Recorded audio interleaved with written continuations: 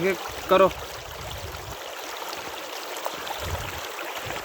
एक पहाड़ी कवि ने कहा है कि हे सड़क, तू अब क्यों आई मेरे गांव, अब तो मेरे गांव के ही लोग शहर की तरफ चल रहे हैं।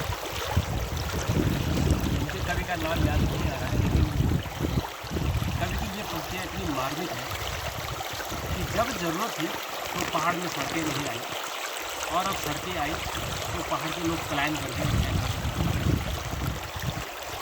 आज मैं इस नदी में हूँ। ये उत्तराखंड की मधुगंगा नहर है, मधुगंगा नदी है, जो पूर्वी नयार यानी सतलुज में जाकर मिलती है।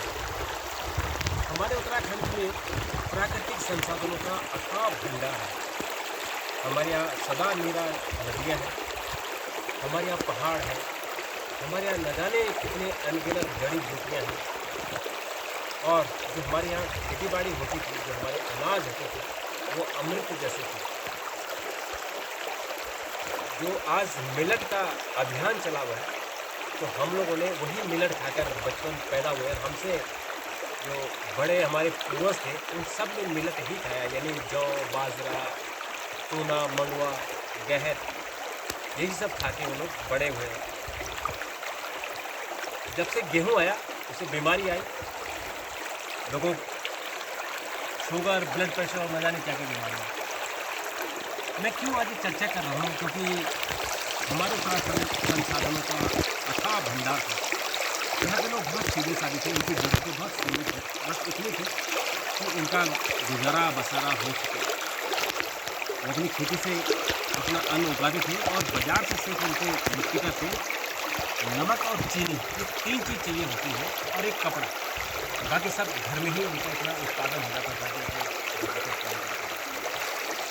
लेकिन जब ध्यान नहीं दिया किसी ने, पहाड़ों को छोड़ दिया, तो पहाड़ के लोग धीरे धीरे पढ़ाई के लिए, शिक्षा के लिए, स्वास्थ्य के लिए, अपने जीवन स्तर को बढ़ाने के लिए मैदान में उतरे।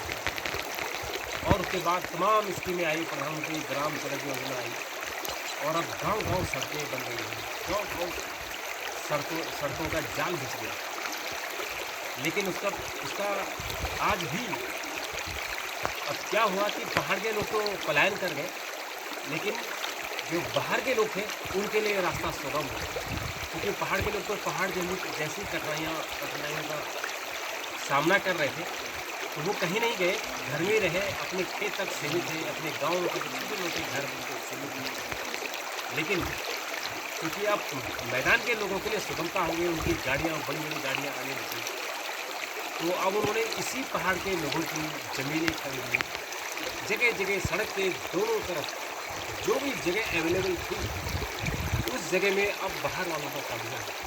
उन बाहर के लोगों का होटल है, मोटल है, दुकानें हैं, या और भी कारोबार है, और पहाड़ के लोग अपनी ज़मीन बेचकर उन्हीं लोगों के दुकानों में या तो बर्तन मांज रहे हैं या चौकीदारी कर रहे हैं। 7-8 हज़ार की नौकरी करने की मजबूरी है। अगर ये सड़क पहले ही आ गई होती तो शायद पहाड़ के लोग पढ़ लिख कर सक्षम हो चुके होते, और आज जो बाहर के लोगों का उत्तराखंड की इकोनॉमी पर जो कब्जा हो गया है, शायद पहाड़ के लोगों का। इसमें एक बहुत गंभीर सवाल होता है कि क्यों पहाड़ के लोग चाहते थे कि पहाड़ एक बंद इकोनॉमी रहे, यानी क्लोज इकोनॉमी, ओपन इकोनॉमी ना हो। देश इकोनॉमी हो गया, चीन जैसे देश ने अपनी इकोनॉमी को खोल दिया, तो पहाड़ के लोग क्यों बंद रहना चाहते हैं?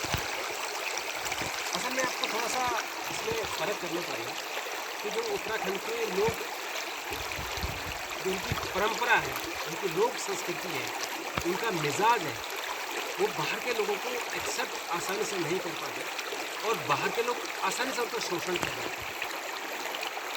तो जो लोग अंतर्मुखी हो, इंट्रोवर्ट हो, उनको उनके ही समाज पर छोड़ देना चाहिए। वो अपने हिसाब से कुछ ग्रोथ करते हैं, और या तो उनको इतना सक्षम बनाया जाए कि वो अपनी ग्रोथ करते हैं। लेकिन यहाँ क्या हुआ कि ओपन इकोनॉमी, यहाँ की जितनी सरकारें आई, उन्होंने इकोनॉमी को, यहाँ के सिस्टम को खोल दिया, और आज बाहर के लोग यहाँ ज़मीन खरीद रहे हैं। यहाँ के जो भी खान है, वो खान, यहाँ की माइनिंग, नदियों की रेत है, सिर्फ मजदूरी कर रहे हैं। बहुत कम लोग हैं, अगर मैं कहूँगी कि 5% लोग हैं जो सक्षम हो पाए हैं। आज भी एक बहुत बड़ी चिंता है कि आज भी जो यहाँ संसाधन है, इन संसाधनों को अगर रोकना हो, इन संसाधनों को अगर संरक्षित करना है तो पहाड़ के लोगों को संरक्षित करना है, क्योंकि पहाड़ के लोगों का इन जंगल, जमीन, पानी, इन नदियों के प्रति उनका अपनापन है। ये सोचते भी अपना है, जैसे परिवार का सदस्य, ये नदी हमारी परिवार के सदस्य है। ये जंगल एक पेड़, वो पेड़ उसी पेड़ को काटने को मजबूर होते हैं जिसकी बहुत जरूरत होती है। तो घास के लिए कभी भी पेड़ नहीं काटे, पेड़ की सिर्फ पत्ते काटते थे। लकड़ी के लिए पेड़ कभी नहीं काटते थे, पेड़ की उसकी टहनी काटते थे ताकि पेड़ को नुकसान हो और टहनी उसकी खाली थी। लेकिन आज क्या हो रहा है, कमर्शियल यूज़ के लिए पेड़ जंगल के जंगल कट गए हैं। अभी मैं यहाँ पीछे देख रहा था कि एक हयात होटल यहाँ आया है, उस हयात होटल में पूरा पहाड़ ही काट दिया। तो छोटे मोटे होटल बन रहे हैं, वो तो अपनी ज़मीन को प्लेन करने के लिए कर रहे हैं, लेकिन उसने पूरा पहाड़ काट कर, क्योंकि बहुत बड़ा होटल बन रहा है। तो अब उस होटल के कटने से जो वहाँ की इकोनॉमी ख़राब हुई है, वहाँ के जंगल कटे हैं, वहाँ की जो वनस्पति ख़त्म हुई होगी, वहाँ का जो कीड़े मकोड़े, वहाँ की जो चिड़िया वहाँ से भगी होगी, इसमें कौन रिस्पॉन्सिबल है? ये सोचना हमें बहुत जरूरी है। हालांकि हमारी जो सरकार है वो सोचती है कि यहाँ इन्वेस्टमेंट हो और इन्वेस्टमेंट के लिए दरवाजे खोले, तो इन्वेस्टमेंट अब तो होना चाहिए क्योंकि इससे इकोनॉमी ओपन हो गई। लेकिन उसके साथ साथ ये भी ध्यान रखना कि हमारी जो परंपरा है, हमारी संस्कृति है, हमारी इकोलॉजी है, हमारा इन्वायरमेंट है, वो कम से कम खराब नहीं हो।